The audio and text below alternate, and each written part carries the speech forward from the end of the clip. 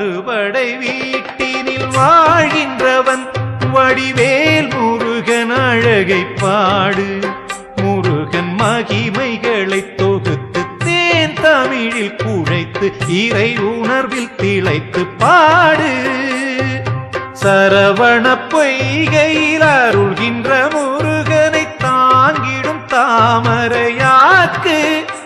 என்னை படைத்திட்ட முருகனும் திருவடி பணிந்தேன் பாக்கள் பாட இசை ஞானமெனதாக்கு. திருச்செந்தூரின் திருக்குமரன் இவன் மூத்தவனோ அந்த யானை முகன் சிவபாலன் இவன்